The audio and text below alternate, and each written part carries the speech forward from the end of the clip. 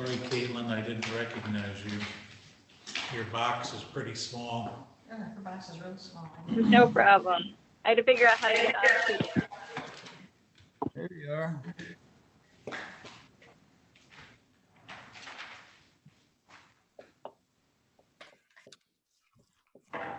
Hello, Don. Good morning. Well, how you doing, Mamie? Good, thank you. Virtual agenda, right? Yes, I do. I'm surprised you're not on there in that. Not where? Okay, we are live on YouTube. Good morning, everyone. Good morning, sir. Morning. Morning. Morning. We'll convene at 10:37 a.m. Will the clerk please call the roll? Elliott, Here. Yarborough, Present. Harrison, Here. Engelmann, Here.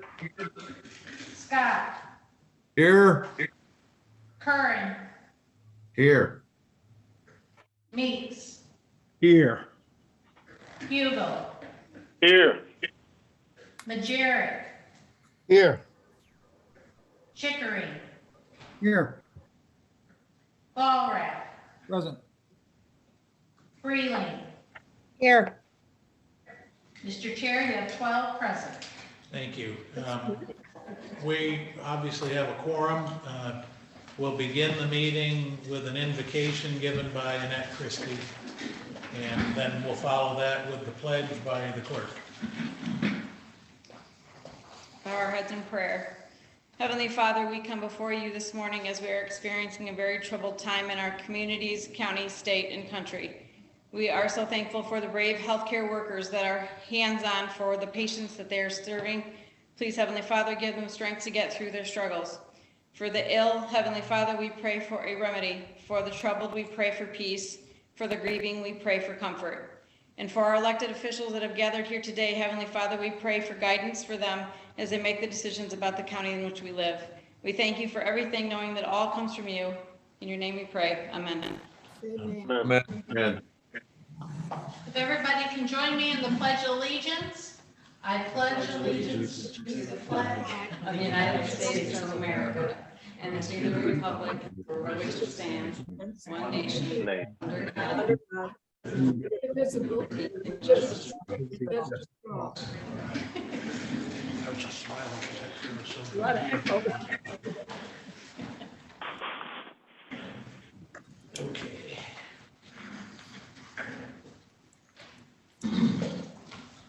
Madam Clerk, we have minutes from the 2nd of April, which were emailed. Did anyone have any corrections or changes to make to the minutes from the meeting 2 weeks ago? Make a motion, we accept the minutes as is. I'll second. Moved by Volrath, seconded by Meeks to accept the minutes as submitted. Do we need a roll call? Yes, everything's. Yarborough, Yes. Harrison, Yes. Engelmann, Yes. Scott, Yes. Chickering, Yes. Ballrat, Yes. Freeling, Yes. Curran, Yes. Hugel, Yes. Majerick, Yes. Meeks, Yes. Elliott. Yes, Mr. Chair, you have 12 yeas. thank you. Any communications this week? Yes, we received one communication, and by email, we received it on April 15th from Jennifer Berrien, research staff of the U.S. Board of Geographic Names, Ruston, Virginia, informing the board that the U.S. Board on Geographic Names at its April 9th, 2020 meeting approved the proposal to apply the new name Damon Lake to a previously unnamed lake in Berrien County. That's it. Thank you. Nikki, are you ready to go with your presentation? Yes, thank you all for having me here. I appreciate the opportunity to give you a bit of an update on COVID-19 in Berrien County and what the health department, along with partners, is doing to respond. Currently, we do have 133 confirmed cases and 7 deaths. We do know that these confirmed cases represent a small proportion of what is actually going on out in the community. There has been limited access to the test kits for the last 6 weeks or so, and availability. So we know that the testing has been reserved primarily for individuals that have been more seriously ill or have been somehow involved in a public health investigation representing public health significance. So we know that there's a lot more people out there who have been infected, who have not either needed healthcare or sought healthcare and received a diagnosis based on symptoms and not necessarily laboratory confirmation. So from those 133 cases, we are continuing to do extensive contact tracing to identify who has been in close contact with these individuals, and then whether they are symptomatic or not, following them over the appropriate period of time to ensure that those who have had contact with somebody who with a confirmed COVID case understand and are able to quarantine themselves if they don't have symptoms, or if they are symptomatic, to make sure they are isolating, and then we figure out who their contacts are. So that's continuing. To date, we've probably made 1,700 had 1,600 or 1,700 individuals that we have reached out to, many of them for over a 2-week period of time, monitoring them as time goes on. We're hoping that in the near future that we have even greater testing capacity so that we could more greatly combine this contact tracing with testing. And as we move forward and as we're continuing to think about recovery and what it looks like to open up some of our businesses again, some of our services, and find ways to continue through this, having really good contact tracing plus testing will be part of our ticket to continue to really slow transmission and stop transmission in our communities. So working on that capacity as a state, as a country, as you've all been seeing in the news. We have been continuing to work both preventively as well as responding to clusters of illness in long-term care facilities in Berrien County. We have one long-term care facility that is in Benton Harbor that we have been working with since the beginning of last week. We've had some confirmed cases amongst residents and staff.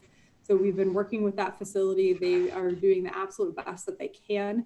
This is just a situation that is really challenging, and nursing homes across the state, across the country, are really struggling with having enough PPE, having enough staffing, and really working through some of this. But the facility is doing the best that they can. We are in daily touch with them. We've been connecting them with other partners locally to make sure that their resource needs are being met to the best of our ability here locally.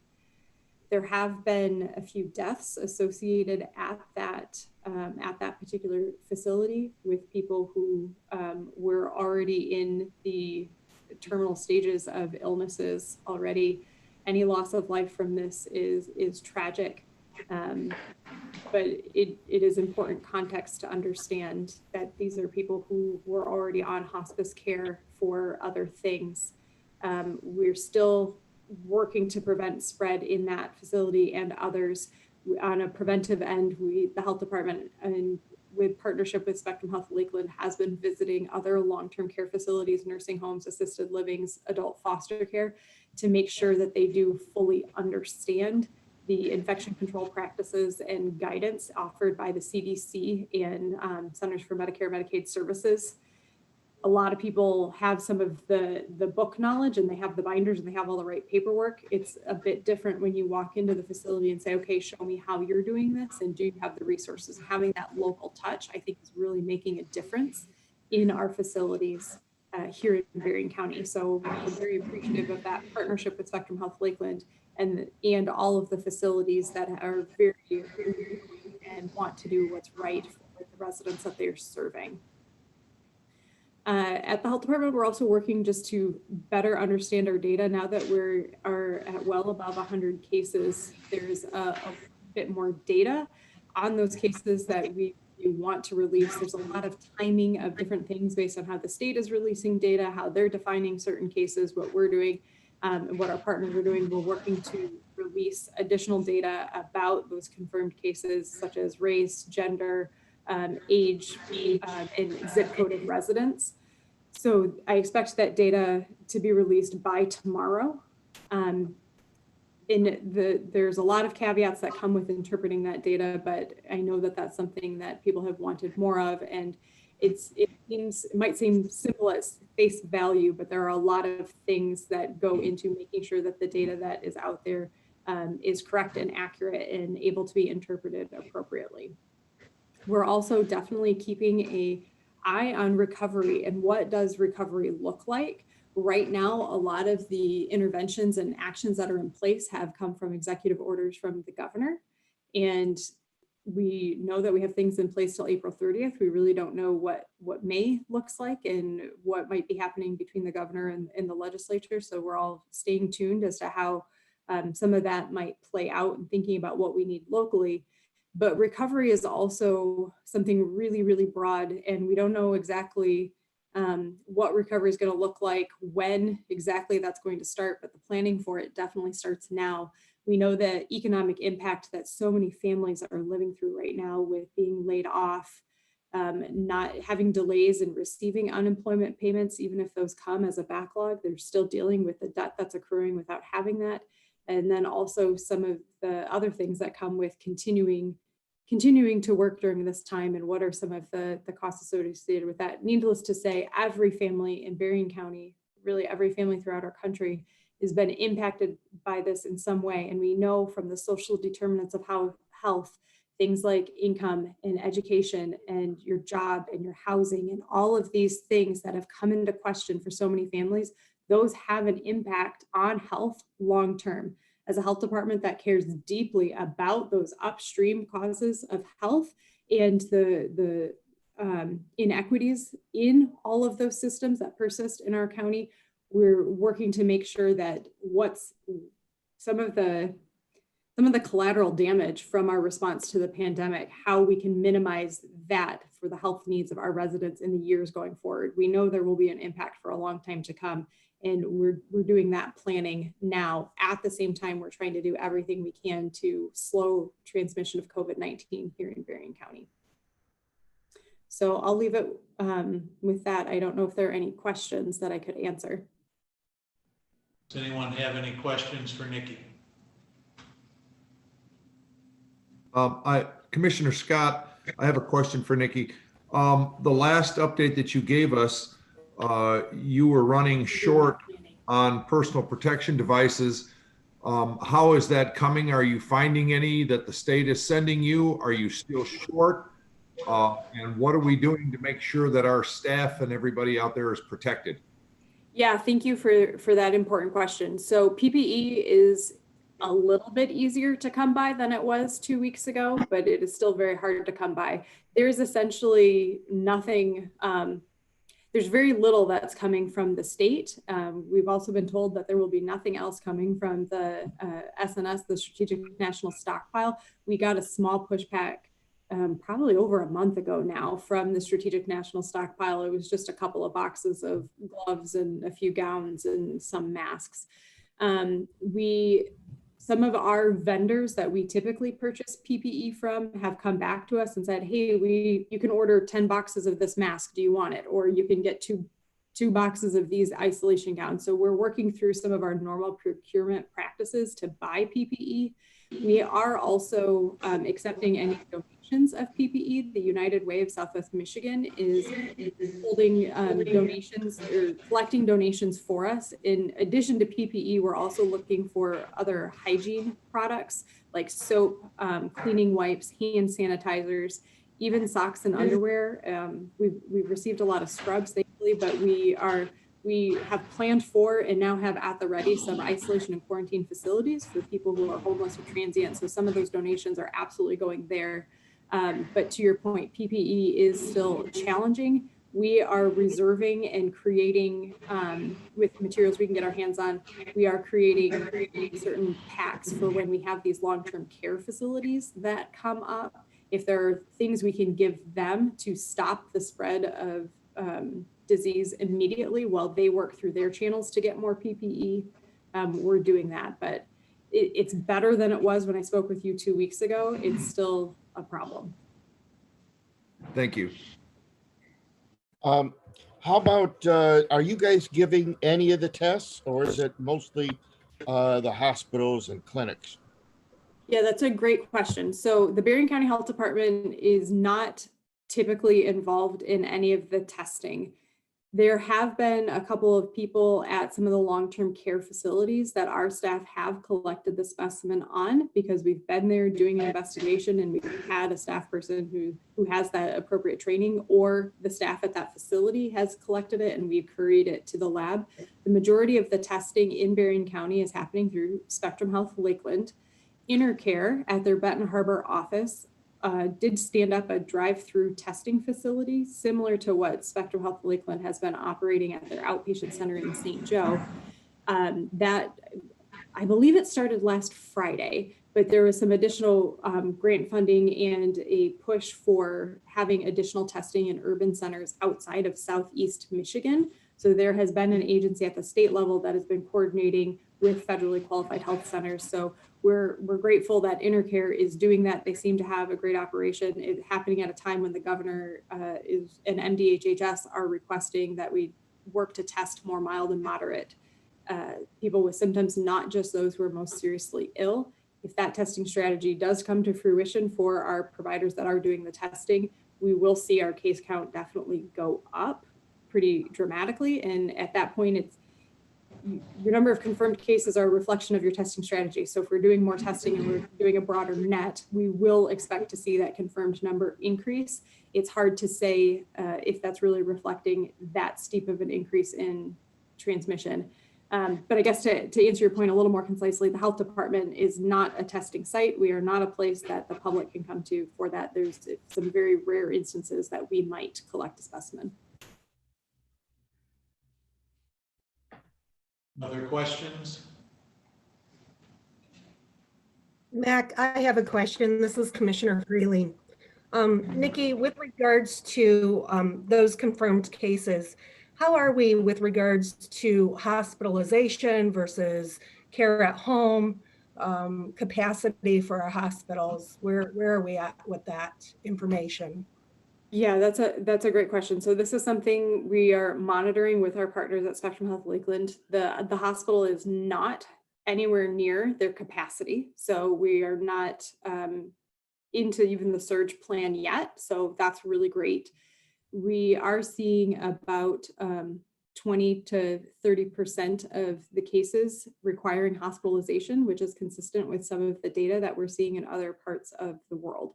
So it's about what we would have expected. We are seeing our hospitalized patients do tend to be those who are older, above the age of 65, but even more so those in their 70s and 80s. And it does tend to be people with underlying health conditions. And I know the hospital does have some information on their website about how many people are inpatient on any given day with confirmed or presumed COVID-19. Any other questions for Nikki? I have one. Nikki, have you heard anything from Lansing that would indicate that the governor is contemplating a regional approach to implementing her executive order based on the supposition that what's necessary in Hamtramck might not necessarily apply to Hillsdale or Holland or up north in Houghton Lake. Has anything come down from Lansing thus far about that? Yeah, so I haven't heard explicitly, and local health departments are not necessarily hearing a lot of what's coming out of the governor's office much before the general public is. So I can't attest to what the governor's office is considering right now. I do know that the local health departments have been talking a lot about this. What is this next phase? Knowing that this type of shutdown, while it seems like it is being effective in slowing disease transmission, we need to figure out how do we let our foot off the brake here a little bit. And the health officers across the state, myself included, would be in support of a regionalized approach, depending on what that looks like and how we define regions too. Some of that would depend a lot on contiguous counties having some amount of agreement as to what we need in place. And I think that there would be a lot of discussion, and it'd be worthwhile for boards of commissioners across the state to be having these conversations of what sort of things, working with our public health, what can we put in place so that we can protect our region while maybe our other places are doing different things within the state. So I think there's support for that. I think that that would be a reasonable direction to go. I will never presume what the governor's office is planning, and I have not heard of that yet. Okay, thanks. Anyone have any questions along those lines or any other lines for Nikki? Okay, thanks. I have a Nikki. comment. Mayor, could I Okay, say something? Yes, Mac, sir. I just have a comment, not a question. I just want to acknowledge the excellent work that Nikki and her staff are doing. I know Nikki is not familiar with the Unified Incident Command or the JIC, let alone her being one of the main incident commanders. I think that process has helped her immensely, and I think she has done an outstanding job heading that up. I agree. Exactly what I was going to say. 100% agree. Well, thank you very much. I appreciate that. And I also just want to express my support for the commission, or my thank you for the support from the commission. Emergency management has been phenomenal to work with. We really do have a great team here in Berrien County. I agree with that, Nikki. Thank you. All right. Well, if there's nothing more from the health officer, then we'll move on to the next item on our agenda. Thanks, Nikki. And the next item has to do with presentation of the annual equalization report in some virtual way. Warren, are you there? Good morning, everyone. Can you hear me all right? Yes. Good morning. Morning. Good morning. I'm Hear you. going to Hang on. I don't see him. try to share my screen here. Stand by, Warren. Right now, you're a disembodied voice. We're trying to get you on the screen. There we go.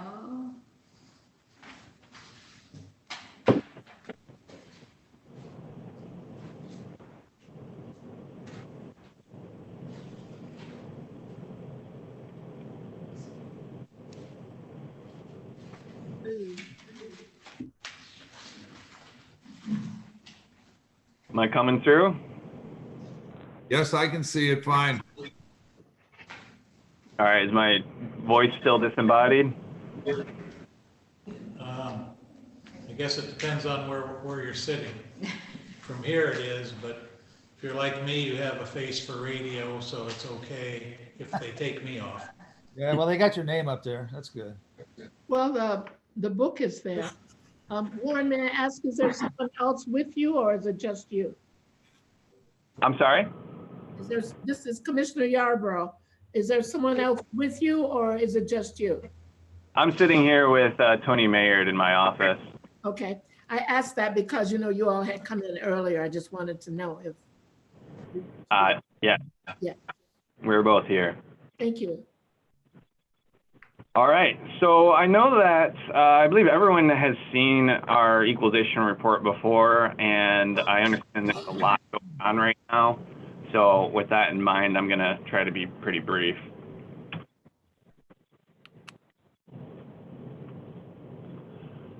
There are two main times that we come before the board each year, the first being to equalize, which is what we're doing here today, and then later in the fall, you'll hear from us again to adopt apportionment. Before we get into equalization, I want to briefly just highlight some of the big big things that occurred in 2019. Most of it's routine business. We have annually the State Tax Commission develops a key topics course and a March Board of Review training that's going to keep assessors apprised of recent legislative and administrative changes to bear in mind going forward. But something that wasn't routine business was the Township of Orinoco did a complete reappraisal of their industrial class.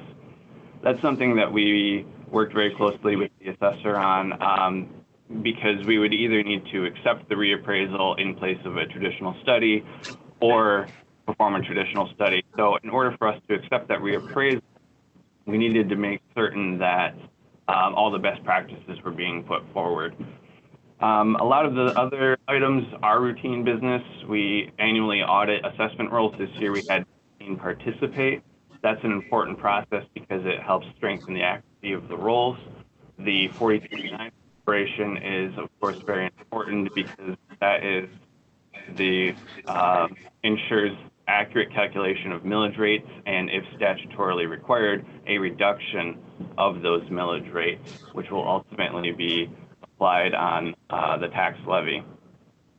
The GASB 77 report is routine. Of course, we participate in the budget preparation and provide regular assistance to local units. But a lot happened last year, and I'm very proud of 2019. As you know, we transitioned to a contract director. 2 of our 4 appraisers are new to the field, and I'm very pleased with the trajectory that we're on with that.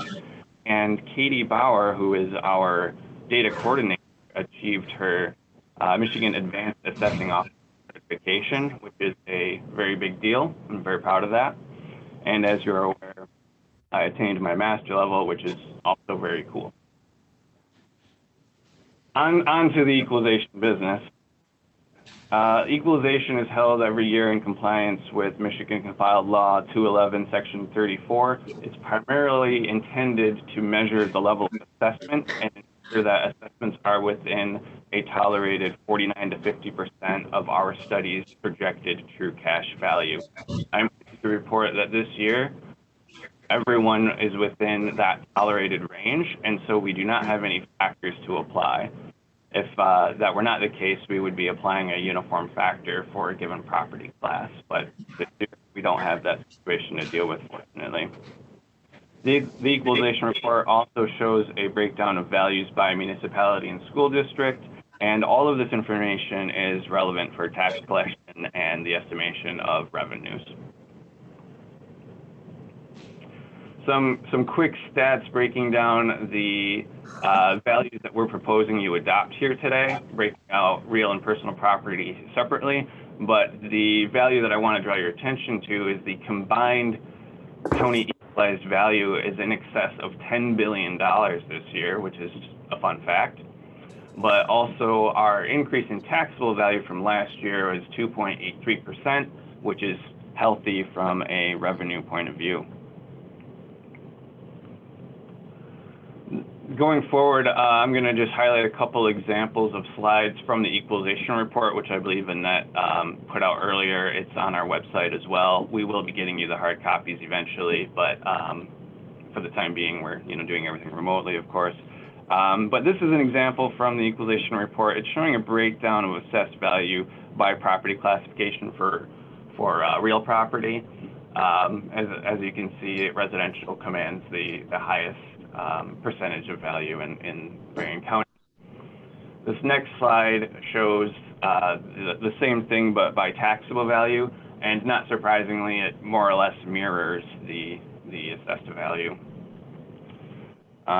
This is another example of a page out of the equalization report. This is a pretty interesting page because it shows the gap between the county equalized value and taxable value all the way back to 1994, which was, of course, when Proposal A was voted into law to come into effect for 1995, where taxable value was created. Prior to that, bills were based on assessed value, but now going forward, it's based on taxable value, which is, of course, capped each year.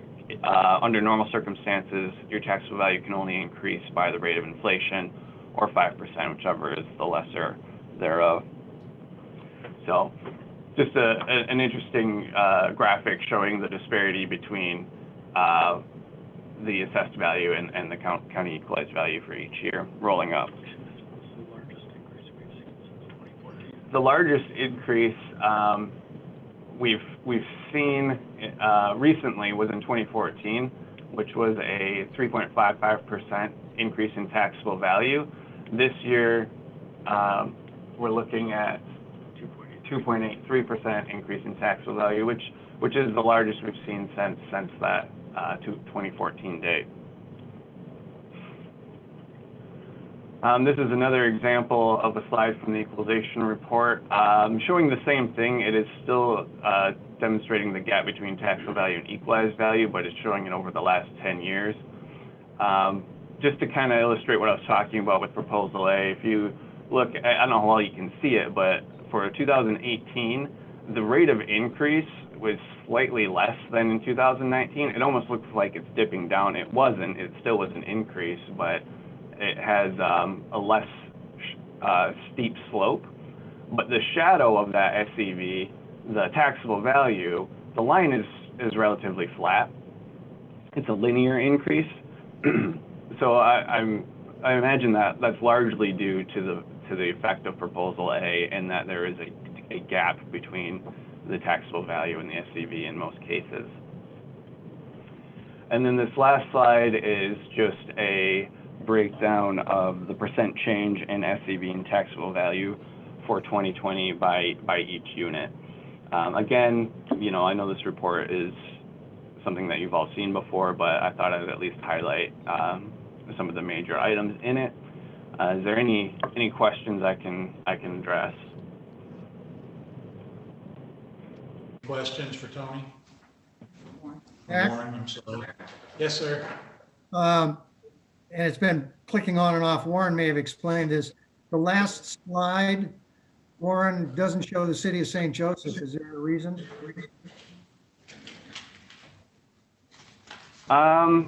Good. I'm not sure, actually. I'm going to have to take another look at that. It should be showing the city of St. Joseph, so if it's not, it may have been a mistake. I didn't see the city of Niles either. I didn't see Ben Harbor also. Benton Harbor. Oh, those are on, Benton Harbor and Niles City are on it, but I don't see St. Joe. And could you put it back up there? Is that what we were just looking at and it went away? So Yeah, sure, just a moment. Yeah.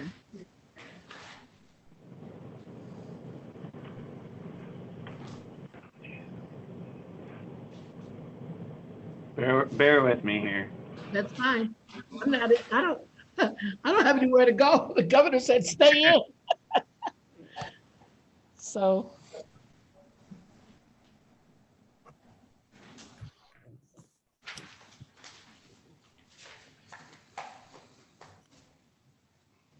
Thank you. That's it. That's Ben Harbor. So I think what might actually be happening here is there's not enough space for the labels. I think it might be on there. Either way, I'm gonna address that and update the report. So it should be on there. May I ask a question? Did any of these, and I see them, Mamie Yarbrough, is that what I'm supposed to do? Say my name? Mamie Yarbrough. Chairman, may I ask something? Yes, ma'am. So when I look at these graph lines, are there any communities that the value has gone up? They've all gone up. They've all gone up? Well, the taxable value has gone up in all cases, yes. And that's ultimately the value that's being used in tax levies. So the values are continuing to rise, at least for 2020. Okay. And then I want to ask, because there is, at one time, there was so many discrepancies and all in the city of Benton Harbor. I want to know, are those things straightened out? We now have an assessor, maybe two, a couple. Can you just tell me a little bit about how the assessing and all is going there? Sure. It's a good question. I believe the reappraisal, if I recall now, occurred in 2018. And there is now a new assessor of record, Angela Story. They have been very diligent in smoothing out, we'll say, the role. And in particular, there was a lot of omitted property and exemptions not being handled properly. And so I know that's been an ongoing process for that assessor, and I know it's come a long way. But you don't know if it's done or in order. Well, the reappraisal is finished and it is now in order, but just as all assessment rules require perpetual maintenance, it will be observed by that assessor going forward, the perpetual maintenance, but it is in much better condition following the reappraisal and that assessor's work. Who's talking to us? This is Warren Parrish. Okay. I didn't know the difference in the voices or still the same. Thank you. That's what I wanted to know. Thank you. Sure. Warren and Tony's voices sound similar.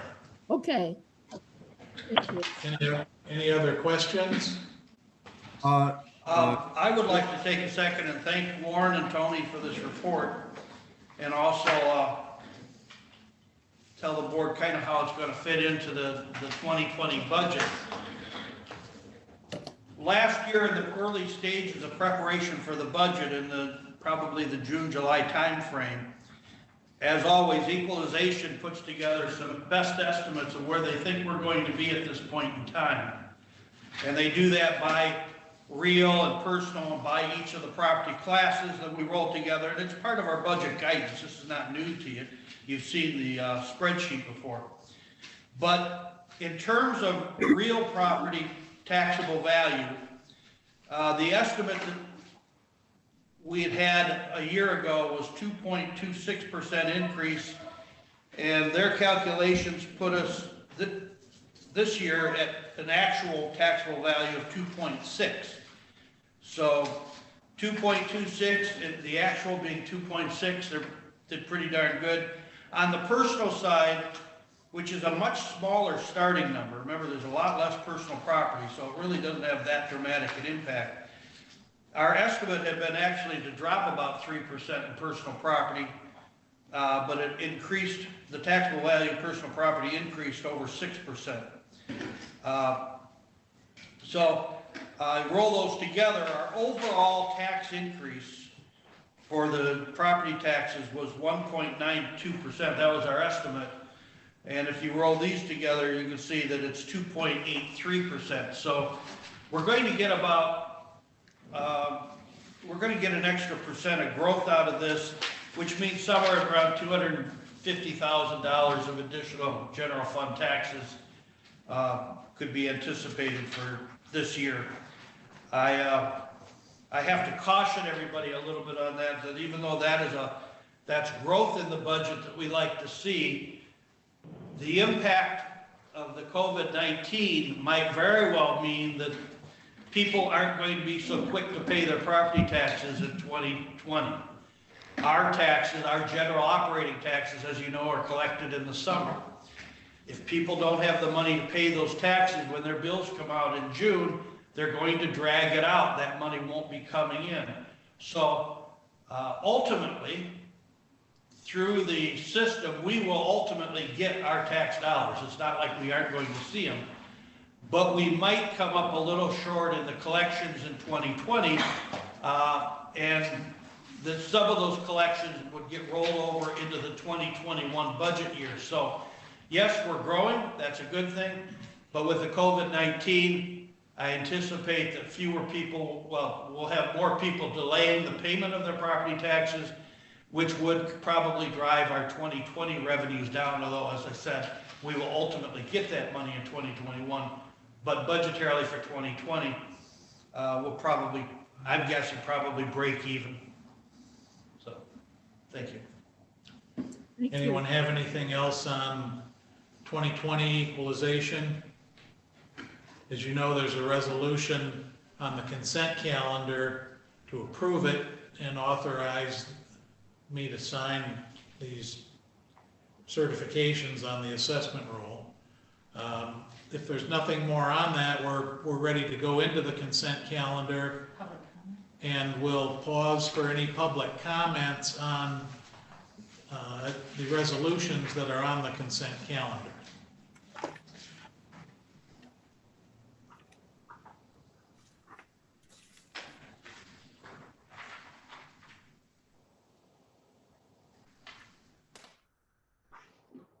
We'll wait a minute or so to see if anything comes in.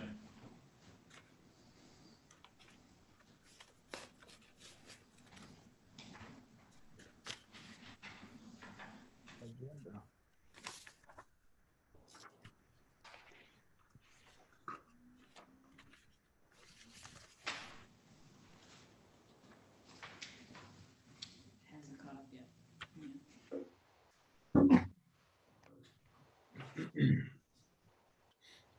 Hey, Chris, hello, Commissioner Hugo. Hello, Commissioner Yarbrough. Because before it was just the phone, and then look, there you are. Here I am. Yeah. All right, we have caught up. It appears as though we have 20 individuals watching now on YouTube, and I have been communicating with some of them that are watching, but we don't have any comments for the resolutions themselves. All right, is there a motion to approve the consent calendar? Does anyone want to pull anything from the consent calendar? I'm pulling the resolution for Dave Agents to be read into the minutes. That's the one that ends in 4221. I'll make a Anybody else? motion to Mac? accept the resolutions. Mac, Okay. Okay, moved and supported, moved by Mac? Eagle, supported by Majerick. Ezra, yes, sir. I would like to pull 4223 for further discussion. What is that?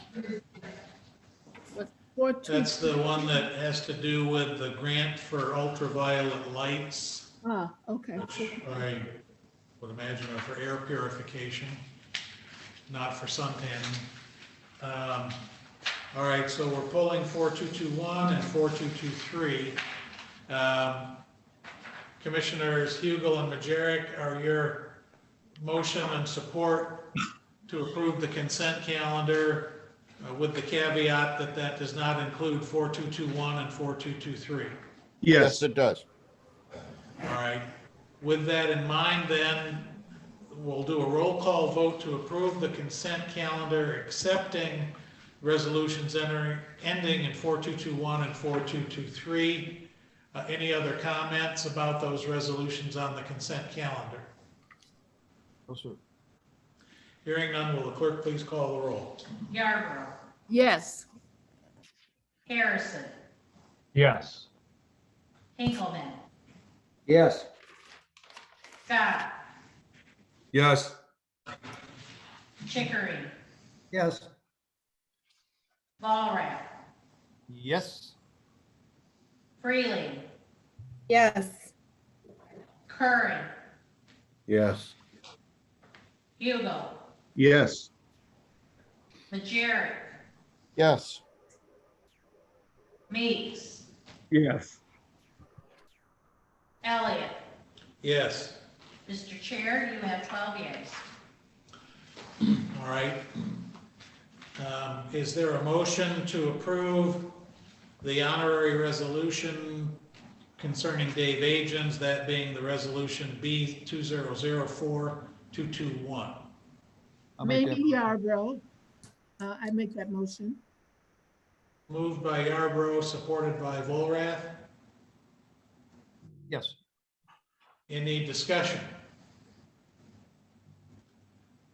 Hearing none, will the clerk please call the roll? Curran, Yes. Freely, Yes. Harrison, Yes. Hugo, Yes. Hinkleman, Yes. Majerick, Yes. Meeks, Yes.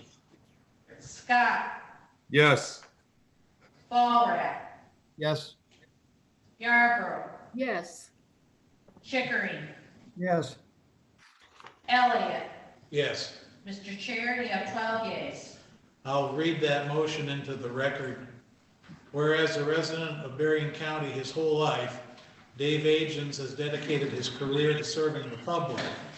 And whereas he graduated from Lakeshore High School and went on to further his education at Lake Michigan College and Western Michigan University, studying criminal justice.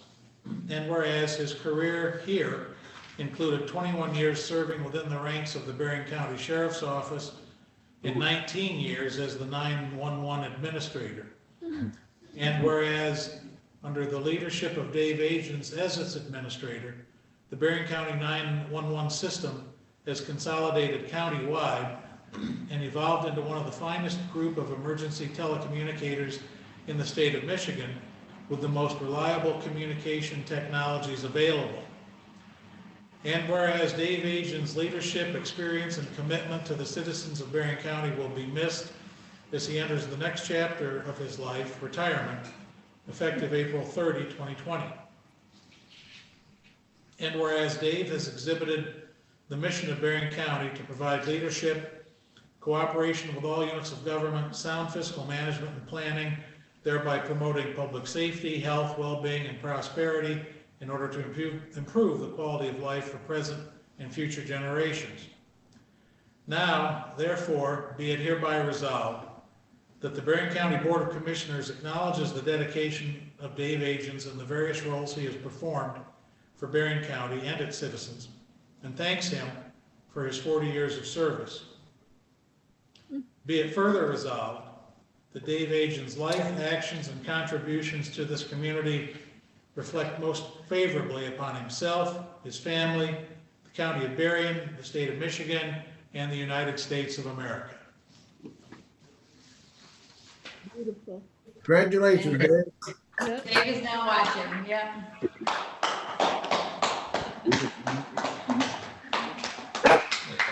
Good job, Dave. Enjoy retirement, Dave. Yeah, and he's still a young man. Yes, that's right. Young man. Dave Well, has thank been you here very 40 years and he's only 39 years old. That's amazing.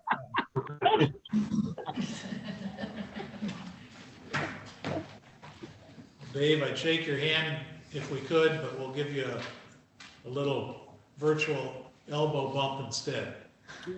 Thank you. All right, we've got another resolution that's been pulled for discussion, and that's 4223. Ezra, what say you? Okay, the reason I wanted 4223 pulled on March 26th in the Finance Committee, I had talked about this ultraviolet to be put in or looked into the county for all of our buildings, and it really didn't go anyplace then. And I was just wondering now why all of a sudden we're back to talking about ultraviolet light. We said it was too much money to put this in. I do believe in this. I always have. I've been a contractor for years, and we've done it. Put it in a lot of homes. Now, I would like to give just a little bit of information, but some of the things that we can look at here, other than Skytron, and if I am correct, when I spoke to the undersheriff last night, he said this was $41,029.25 for one. I find that somewhat odd. I have websites and I've studied this a lot. I've got some different ones I can give you, websites, and the most expensive one that I found was $6,000 that they use in hospital settings that clean an area with UVC light for about $6,000. So I'm really wondering what makes this one so special for $41,000.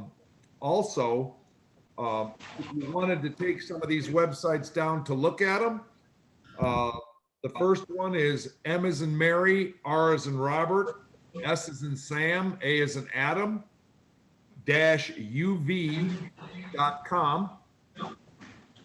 Another one that's a leading manufacturer is RGF, R as in Robert, G as in Gary, F as in Frank.com. And the last one that I'd like to discuss just a little bit that has to do with this UV is what's called a mobile air scrubber. It's made by Arius, AERUS Corporation, and it's a UV light and a mobile air scrubber. Now, we've talked about the issues of the jail, and I, as a former prison employee, would not want to be working in the jail at this time. But in order to protect those people, our staff and the inmates that come in, I really do think we should be looking at putting in something into the heating systems and cooling systems at the jail. That could be done fairly reasonable. I've already been kind of looking at some quotes on things and talking to some companies, this RGF, and they're looking at about 57 cents a square foot of coverage. So that'll kind of give you the idea. The other thing that I wanted to talk about is these units here. If everyone wants to take a look, I'm going to try and show you what this unit looks like.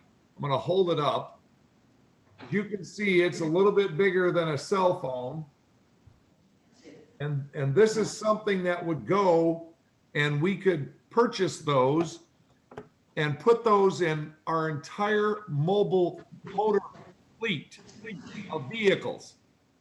It is an air scrubber and a UV light that would protect the sheriff's deputies, health department, juvenile, things like that. That particular unit that goes into that vehicle costs $350. Ezra? I don't know. Quick question. Yes. This is Mac. I have a quick question. Yes, sir. I know generally that they use the UV, the ultraviolet C wavelength scrubbers in hospitals, and became familiar with it first at the University of Chicago a few years ago when my wife was in there for surgery, and they had it in the huge waiting area for family members. But you're mentioning something in a vehicle. My understanding is that those UVCs go in the ductwork or the air exchange system, and people aren't supposed to be exposed directly to that type of ultraviolet light. That is correct. There are three different types of things that we're talking about here. One of them is the UVC, which is on this proposal by the Sheriff's Department. That is something that is portable. It is plugged in. It is put into a particular room, and it'll scrub the room because it is UVC, and you're not supposed to be around UVC, and it'll scrub that room in about 15 minutes. The stuff that goes into the ductwork runs all the time, and the stuff, the little mobile unit that I did show you there, that is different than UVC, but it does have a air scrubber and also the UV to protect the people, especially the sheriff's deputies and the health department people in their vehicles. What I'm just trying to say is I would like to see some more research done on this, and if nothing else, to put this out for a bid, because it seems awfully strange to me that this particular unit, for one unit, just to go portable for the sheriffs, that he would move from room to room if he needed it, was $41,000. I've spoken with several companies, and these people that I've suggested, they also sell to hospitals. And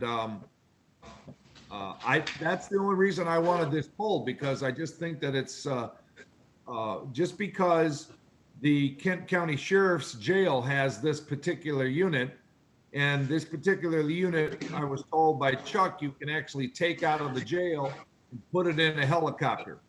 Well, that's great, but we don't have a helicopter. I'm just wondering whether or not we need to look at this and see exactly what we're actually purchasing and send it out to bid.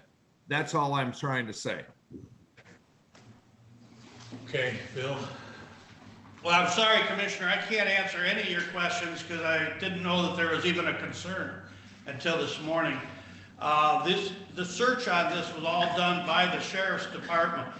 It was their research that came up, recommended this unit. I'd like to point out to the board that this is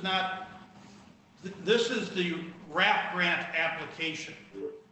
And so, Mr. Chairman, what I would suggest is perhaps while we sort out what would be the appropriate unit that we need for our purposes, and I'm not saying that the commissioner's not accurate, I just have no idea. Not being part of the selection process, that was all done by the Sheriff's Department. I would like to see the authority given to you to sign the application to the RAP grant so we're not delayed when a decision is made. All right. Everybody good with that? Oh, I'm good with that. I would just like it looked into, that's all I'm saying. And I'm looking at it purely from a fiscal standpoint. And I understand, Bill, that it's the grant, but then we're taking matching 50% money on Yeah, public safety 20,000. village. And if that's $20,000 coming out of there versus if there's a different way to go in a different unit, just because another municipality has one of these, in my mind, is not, I just think we need to look at this a little bit more. And I have no problem with, once that's done, giving the chair the authority to sign on behalf. Yeah. Mr. Chairman, Yes, sir. in light of the discussion we just had, taking that into account, I'd like to make a motion that we approve Resolution A2004-223. Okay, do you want then to have the RAP grant application move forward while we are also checking out the information that Ezra has provided this morning?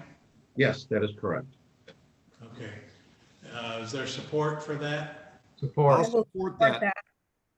Point of information, please. If Yes, we sir. approve that resolution, it specifies that particular unit. Say it again. Say it. You got cut off. I don't understand what you said there. This is Mamie. Would you say it again, please? You got cut off. Okay, I apologize. I'm concerned that the resolution needs to be rewritten to take out specificity of any particular unit. Yes, it would have to be, Commissioner, and I'm saying I'd like the authority to the chair to approve that ultimate resolution. That's great, but we don't need the resolution then, is that correct? Well, in that sense, as it's written, it could be substituted with just a motion for you to approve a RAP grant application. Yes. Well, all right, why don't we do that then? Because it's not quite so easy for us to all get together these days. So I don't have the actual resolution in front of me, but I will here in a second. This is just our normal approval of an application for a grant that we haven't even been awarded yet. So Sure. as long as there's an understanding, whether it is under your authority in emergency operations or as the chair, so that when we do come up with a finalized document, we can get that in front of you and get it off to MMRMA in a timely fashion. All right. This would not be a matter of just changing a word or two in 4223. It would take a little bit of work to revise this. Could we, well,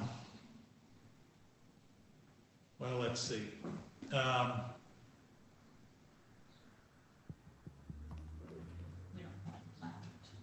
Yeah, I'm not sure how we could rework it as written. But if the goal is to give the sheriff's office authority to submit the grant application, I think from the floor, we can entertain a motion to do that. We can pull 4223, and instead, I'll try to articulate a motion from the floor for someone to move and support, and then I'll talk slow enough. Can I ask a question? Sure. Will you need a dollar amount up to a certain amount for this grant to apply? Just by Up to reading this that number? resolution, it looks like you might need to put up to Okay, a dollar. well, we'll say up to $25,000. That's more Of than local match? of local match. So that would be a $50,000. Right, just to make sure we have plenty of headroom. Okay, Is that I'm okay? sorry, I just thought you needed something. So I'm gonna do a motion from the floor, which is gonna be short and sweet, and it's going to be, the Berrien County Board of Commissioners authorizes the Berrien County Sheriff's Department to submit a MMRMA, next word RAP, all of that in caps, grant, for up to $25,000 for purchase of ultraviolet C disinfection devices.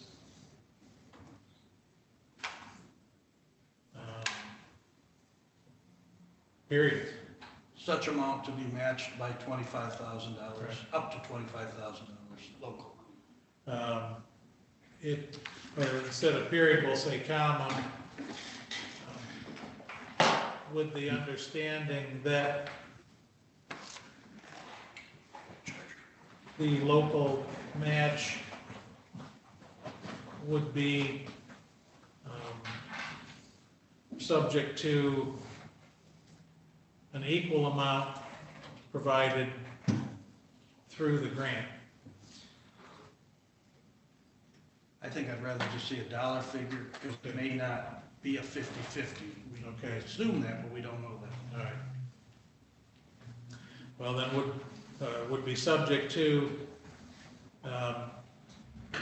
receipt of funding through the RAP grant.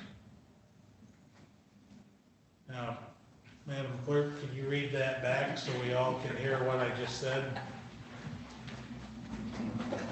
Okay, Berrien County Board of Commissioner authorized the Berrien County Sheriff's Department to submit a language of the RAP, the MMRMA RAP grant. grant for up to $25,000 for the purchase of an ultraviolet, and I didn't get something device. It wouldn't be just for one, it'd be for the purchase of UVC ultraviolet devices. Such to be matched up to $25,000, with the understanding that the local match would be subject to funding provided by the. Subject to receipt of funding through the RAP grant. Receipt of the grant. Yeah. Let's try it one more time. Okay, Berrien County Board of Commissioners authorizing the Berrien County Sheriff's Department to submit a MMRAP grant for up to $25,000 for the purchase of an ultraviolet C devices, such to be matched up to $25,000, with the understanding that the local match would be subject to funding from the RAP. That's still not right. Match would be subject. To receipt of Subject to funding receipt. This is first now. through the RAP grant. Receipt through the RAP grant. Receipt of funding through the RAP grant. Forgive me for asking, but what changes the what is different in that wording than the original grant? Doesn't that just authorize the sheriff to do what he requested to do in the first place? There's a fair amount of difference. The 4223 specifies a certain product from a certain vendor at an amount north of $41,000 for the one item. This is a general grant of authority to the sheriff to submit the application for UVC devices and to provide a match subject to our receiving grant funding towards that purchase. But it doesn't specify a vendor or an amount. Mac? So he can still buy the same one then? Say what? He could buy the same. He could, yes. So he can He still. could. Well, Okay, so if his choice is to buy the same one, I didn't understand the original intent. I think what Ezra was talking about is and what Bill was even questioning was, what was it thoroughly vetted to make sure that you were getting the best bang for your buck? That's Yeah. what I and so the question would be, now that I think that resolution that you just come up with says that it's been vetted clearly enough. If the sheriff chooses this one, then and I'm not saying that's not what you want to do, but you're allowing him to buy that device because it says the same thing. John, It's different, but it would say the same thing. Am I correct in that? yes, John, and I agree. I think what the resolution should say is that the sheriff can submit the bid for the grant. But when the grant comes in, as Ezra says, there needs to be dialogue or a bid process or something to determine, independent of that we're getting the bang for the buck. Is that right, Ezra? Yes, it is. It needs to be thoroughly looked at and vetted. Just because the Kent County Sheriff Department is using this particular one in the jail, that is not really true vetting to me, because even though it's probably very good points that we don't know about, I'm looking at this from a fiscal standpoint. And if there are other units that are available that do the same thing, but for less money, then we should be looking at those things also. That's where I'm coming at it from. Right. And I'd like to just clarify, when we put in a RAP grant, we have to specify exactly the product that we want and an estimated price. So the only thing that I can't answer, because I didn't anticipate the question, we could have had Chuck Hyde in here. I don't know what the vetting process was done by the Sheriff's Department when they determined this particular item. It's been a fast mover because we wanted to get moving quickly, because we don't know at what point we're going to have to employ this device. Right now, we have a commercial cleaning company coming in to clean certain areas of the jail. That's relatively expensive for us. And we believe that this device would eliminate the need for that, but we also recognize that there's going to be probably a month delay once we actually settle on this before we can even hope to have the product on hand. So my purpose of this motion that the chair presented was simply so that we could move expeditiously and that we could have better time, at least the staff end and the chair, and even the EOC for that matter, with the commissioners there, to vet that with the Sheriff's Department as to why they settled on this one product, because I can't answer that. Mac, I have a question. I have one also. Jim Matt? first, then Don. Okay, because I made a motion for that particular resolution, do I need to withdraw that motion? Withdraw it. Or we can Yes. act on them? Okay, then officially, I would like to withdraw my motion on resolution A 200-223. So noted. Thank you. Don?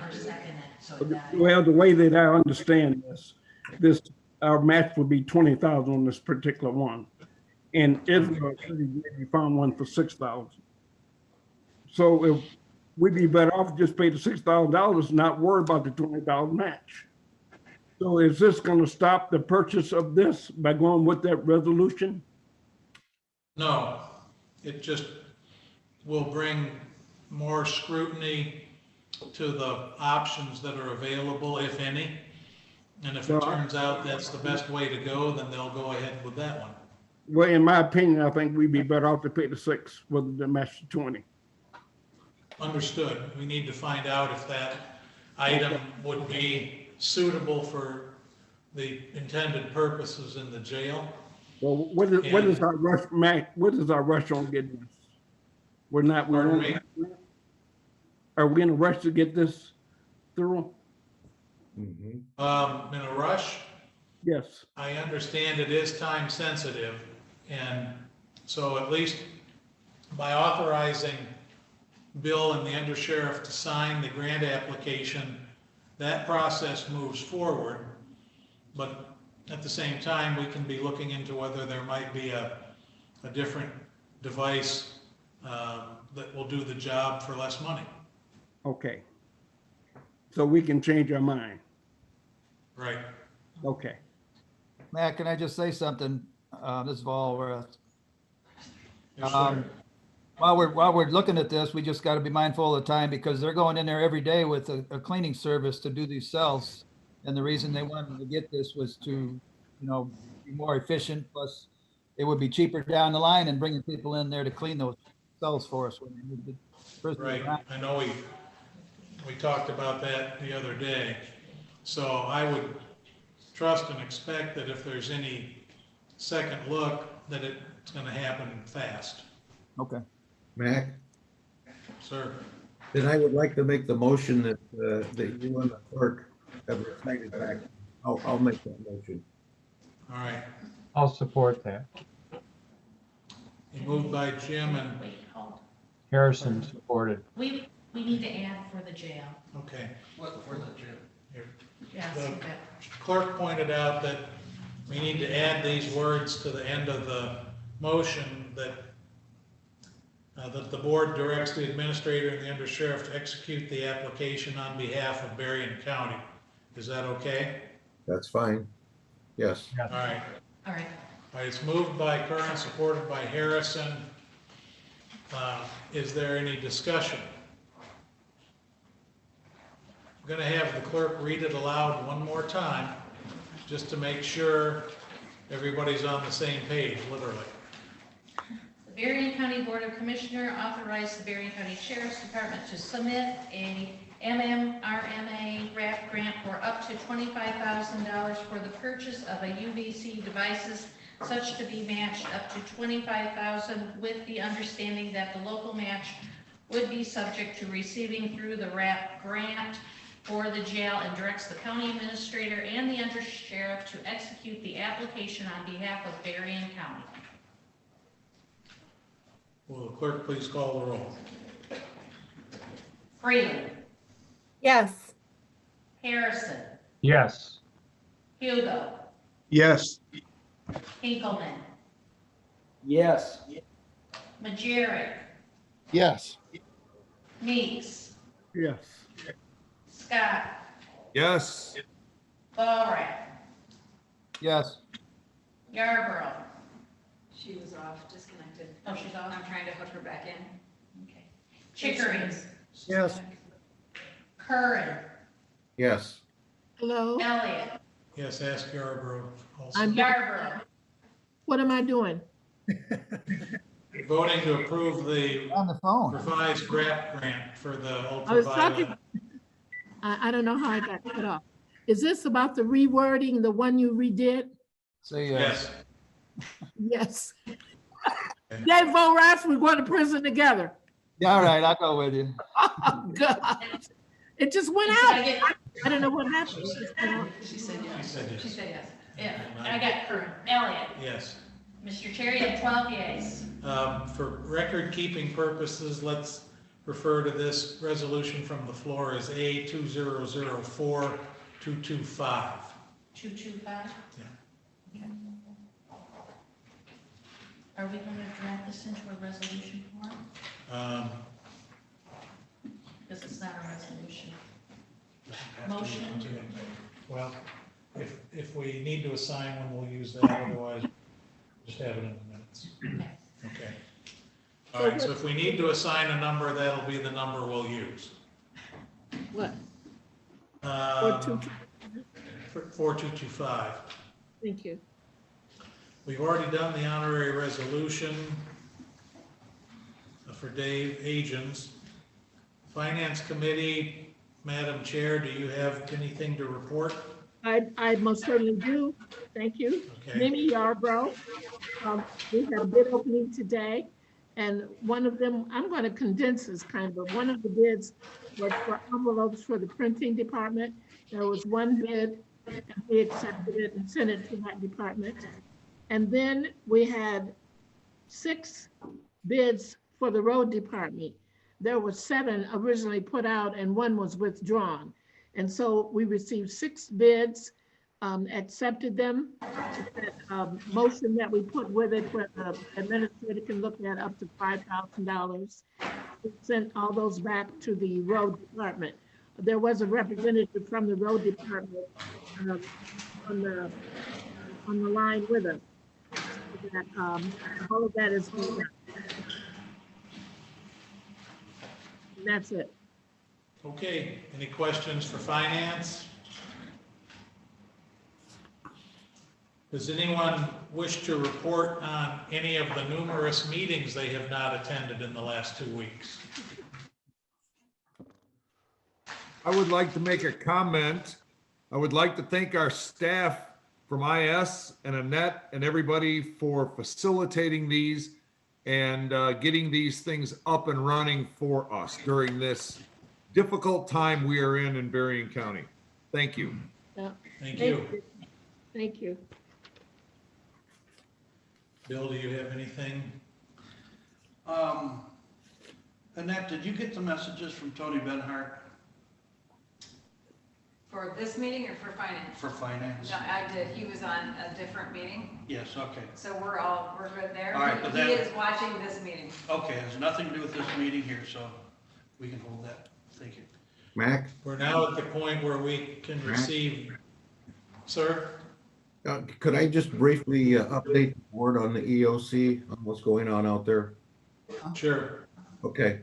Yeah, I just want the board to be aware that Commissioner Volrath, Commissioner Harrison, and myself participate in the EOC executive staff daily briefings. They're more detailed, we get the information.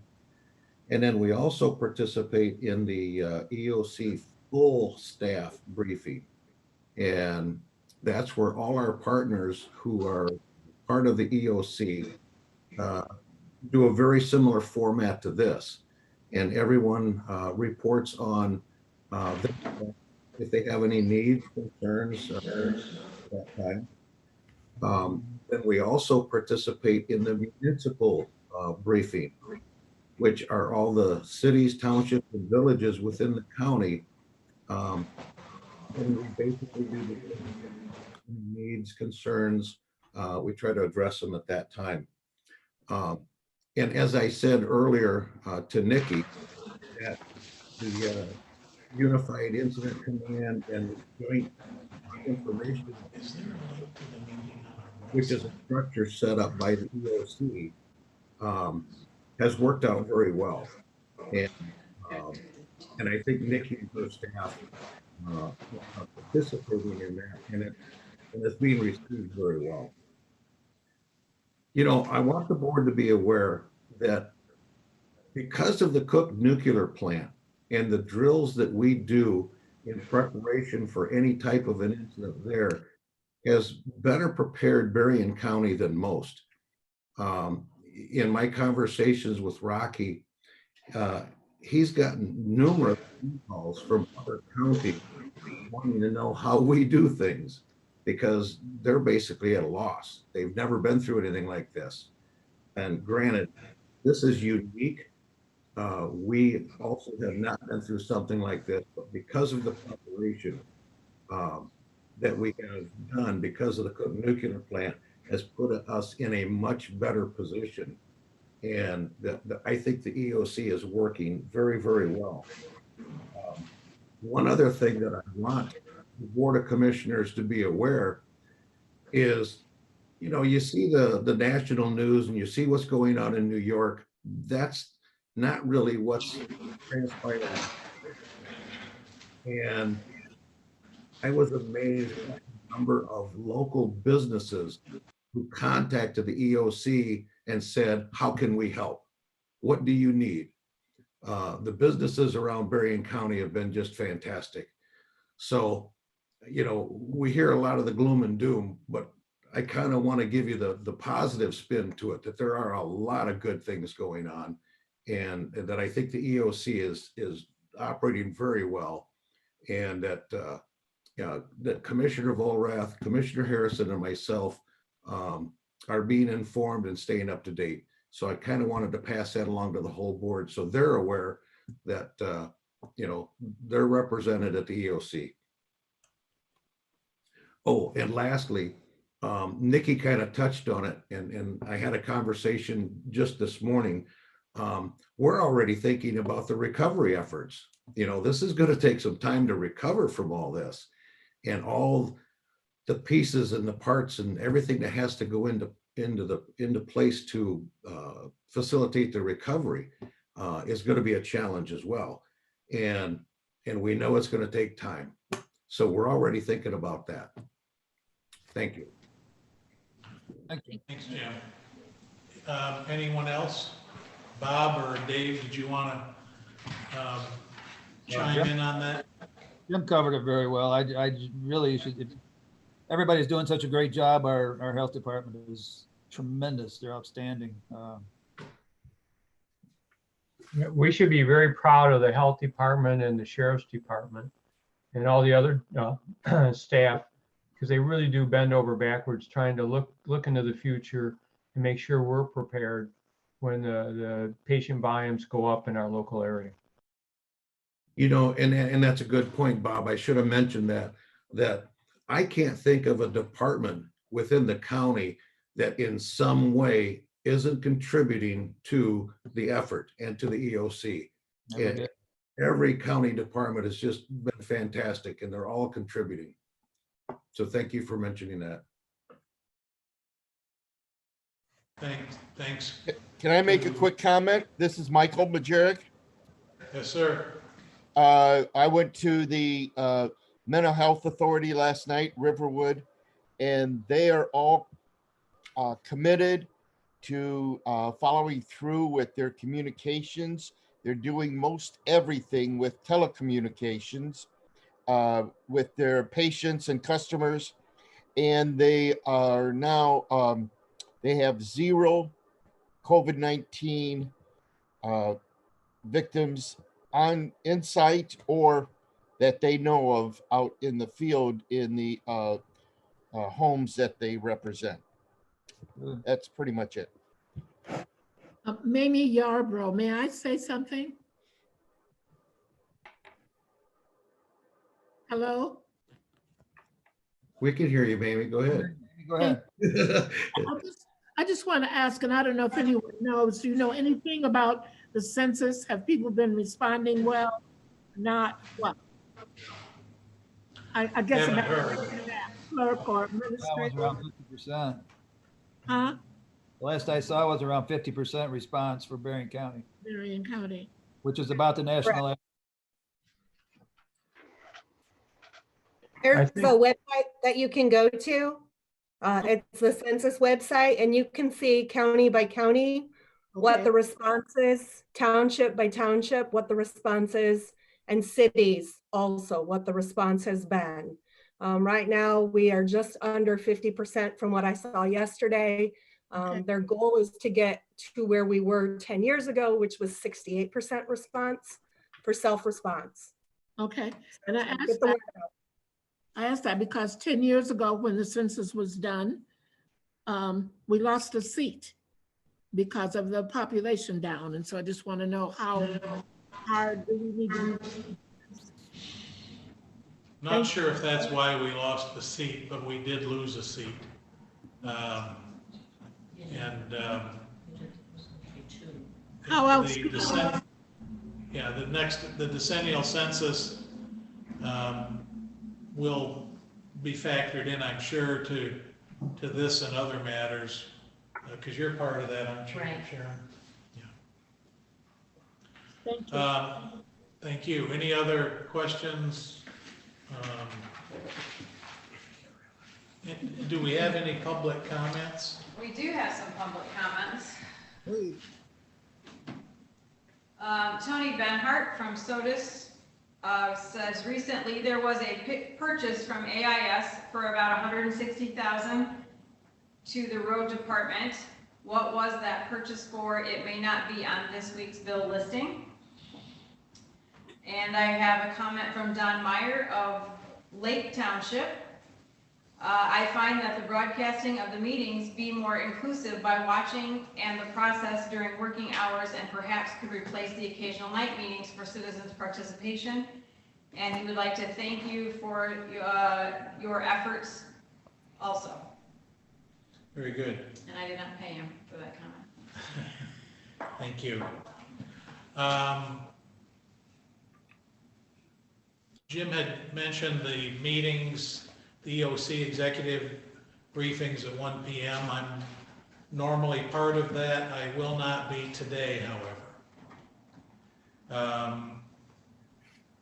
Other business, we've kind of been creeping into that, but is there any other business, any other things anyone needs to bring up for discussion? Mac, Commissioner Scott, this is kind of a question, I guess, for us, but also for Clerk Tyler. There was talk about a public safety millage to be put on the ballot. If memory serves me correctly, that has to be done in May. Are we responsible for having that put on the ballot for the public safety renewal millage? We don't have a May election. Well, I think what Ezra is referring to is there's a requirement that if we are going to put something on the primary ballot, we have to approve it so many days before. Do you remember how far out from the August primary we need that? Is it like June or something? Yeah, in I your think language? I don't have that. Okay. And a lot of the Anyway, dates are changing very fast on me. yeah.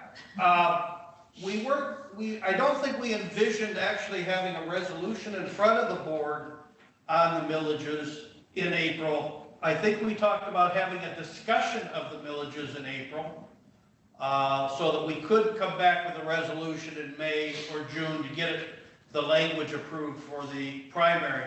If you decided to go with the primary, obviously you have a general election too.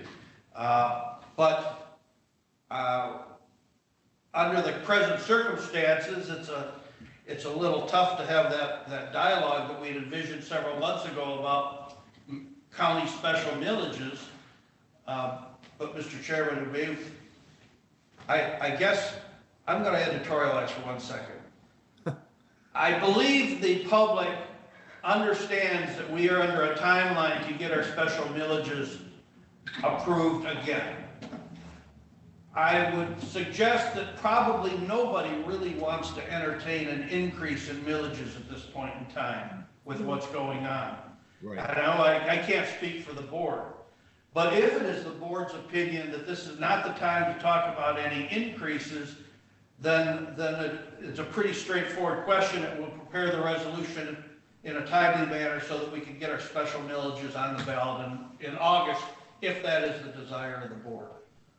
I just looked at the calendar, and is the August primary on the 4th? That's the first Tuesday after the first Monday.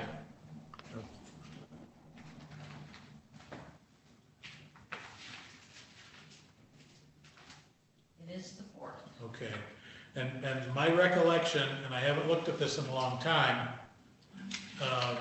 but my recollection is that we have to do anything we're going to do by at least 75 days prior to the date of the election.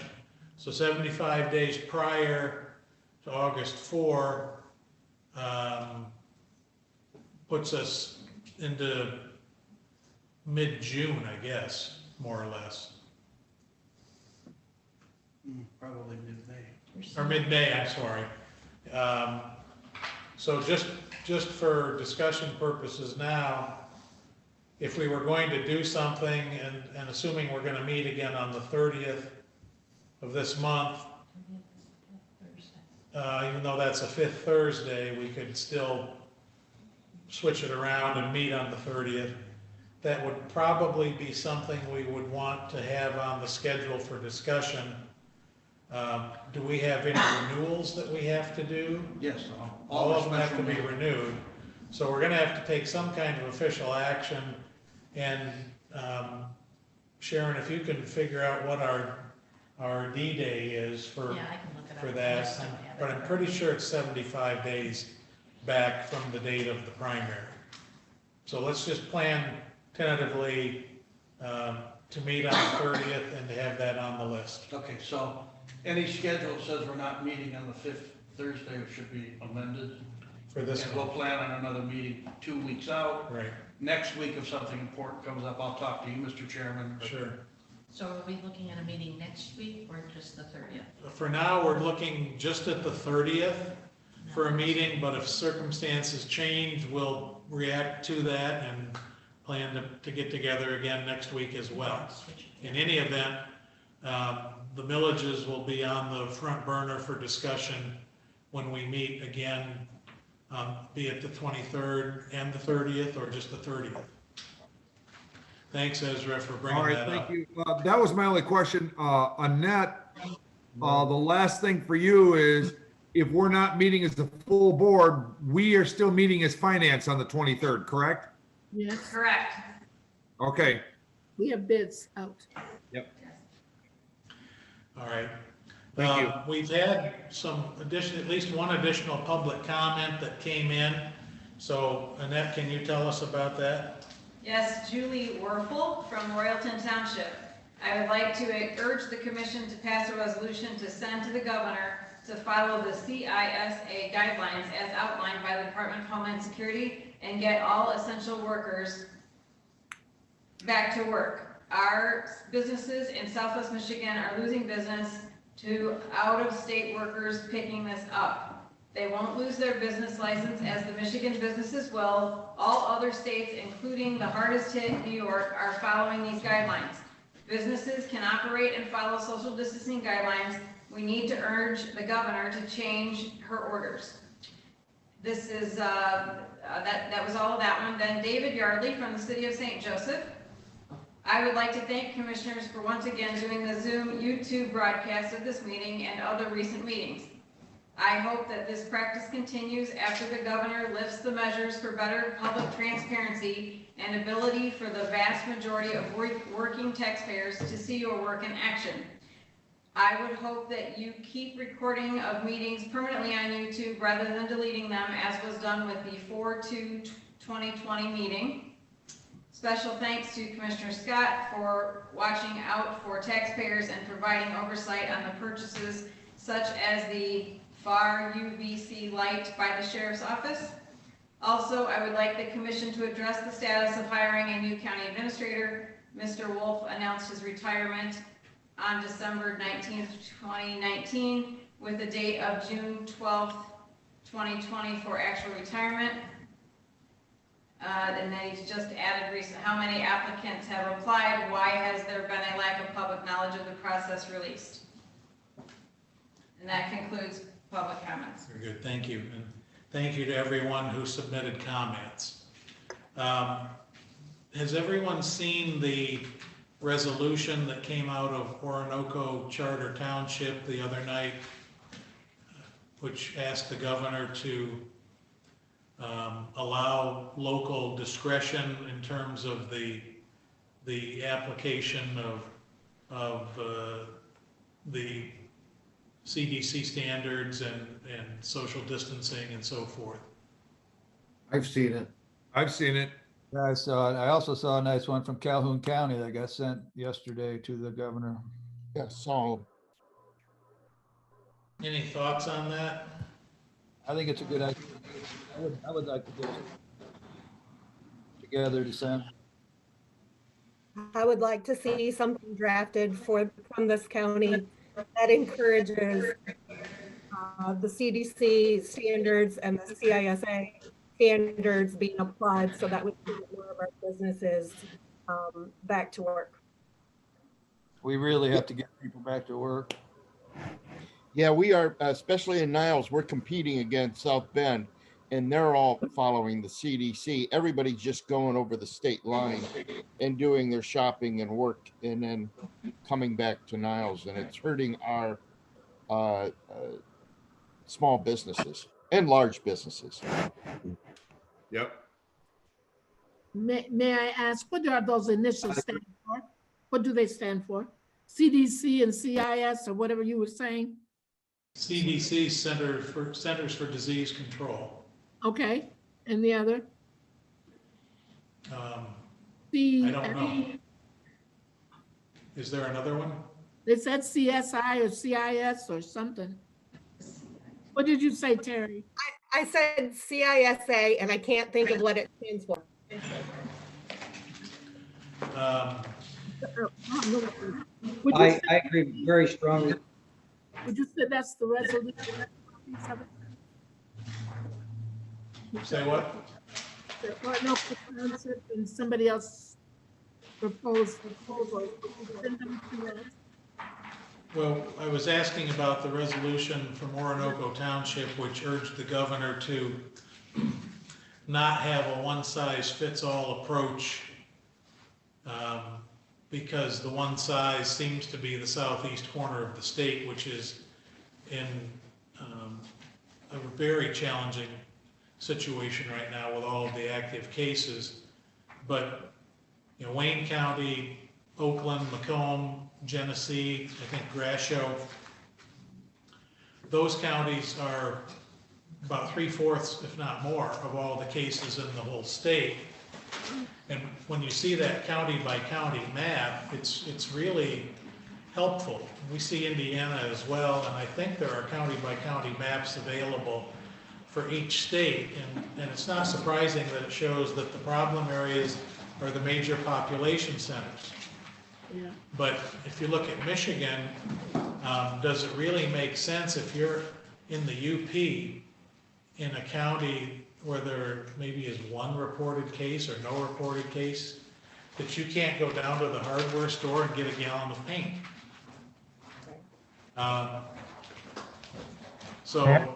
Mac, there is a word of caution. The numbers being reported on that map are only those who basically have some reason to be tested. So some of the estimates are, you take a look at the number of deaths in the county and multiply that by 1,000. So in that case, we could have up to 7,000 people infected with the virus, and only a fraction of that actually being recorded by the state of Michigan. So we've got to be really careful about saying that relax all these standards. I agree that we need to reconsider many of them because they, in my opinion, don't make a lot of sense. But we do need to be very cautious about going on record saying, let's open up the economy. Understood. And I don't think anybody would want to go racing forward in any kind of reckless fashion. I'm hoping we can balance the two and look at applying, especially as we head through the month.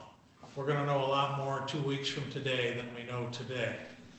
But the discussions nationally, you're hearing Dr. Fauci and some of the other folks the other day with their daily briefing from the White House. They were also talking about how it makes sense to take a look regionally to take into account that a state isn't necessarily defined by one or two population centers. But again, we'll certainly have more information in the days to come. It's just a question of of whether circumstances would warrant taking that kind of approach where there was a little bit of discretion provided locally. Bill just handed me something that tells us that, Mamie, you were asking about CISA. Yes. It stands for Cyber Security and Infrastructure Security Agency, which apparently is a federal agency. I didn't know that, but now I do. So that's what it means. Mac, this is Yes. Commissioner Freeling. And that recommendation is talking about essential workforce versus non-essential workforce and what those standards are. Right. Could we look at making a motion to move forward about writing a resolution, or how do we move forward, or what's the next step? Well, we could put together a draft for everybody to look over. Look at Calhoun County's use that as kind of a template we can look at over and maybe use some of it. It's a really good, Okay. it's a long thing, we can cut it down, but we can certainly use All some right. of the information they have in it. Okay, and I'm mindful of Bob's comments and it's, Yeah, absolutely. yeah, not meant in any way to promote any kind of irresponsible action, but rather to take a deliberate approach, sprinkling in a little bit of common sense, but definitely tied to the facts on the ground. But the facts on our ground may not necessarily be the same facts on the ground as in Wayne County, for instance. Well, if everybody hasn't seen those maps, because Lex puts them together and we see them every day, and the numbers change, but it's the overall numbers, no matter what they mean.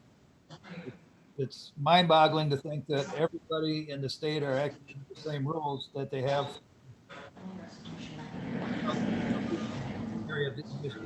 Would it be helpful to have those maps sent to all the board members by the undersheriff? I think we could add everybody's name on there because everybody needs to see them every day like we do. I'm not getting them, so I would like to see them. All right, they're going to be a day behind. The one that we have right now was generated at 3 o'clock on Wednesday. So the one you'll get Friday morning will be generated at 3 o'clock today. So they're not literally up to the minute, but they're fairly close. For instance, you know, when Nikki gave her briefing today, she mentioned 133 positive cases, 7 deaths. Yesterday it was still 7, but I think the number as of 3 o'clock yesterday afternoon might have been 124. So it's going up every day by a little bit. So just bear in mind when you see that, it's not going to be, like I said, the very latest, but it'll be fairly close. And I'll talk to the undersheriff and ask him to do that for all the board members. Yeah, he gets them out every Or afternoon. I'll ask him to do that. Anybody have anything else? Yeah, that map will also include Indiana, so Right. friends down in the southern part of the county will get some good information. Yeah, you can see South Bend and Elkhart, South Bend. Indianapolis.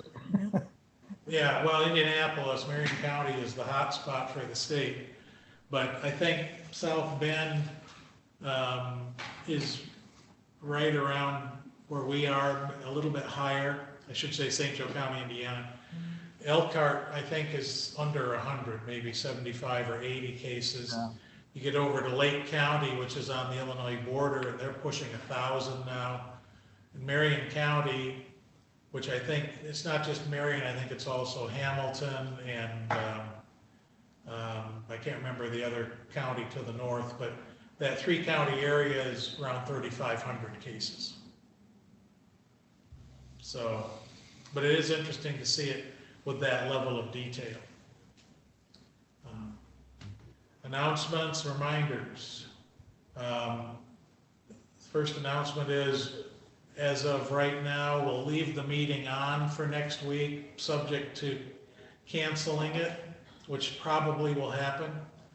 And we will go ahead and post the 30th for a virtual meeting with the understanding that we can make changes as circumstances warrant. Does anyone have anything else? I need to have them hang on for just 1 second. Stand by. Go ahead. All right, we're going to adjourn the meeting as of 12:21 p.m.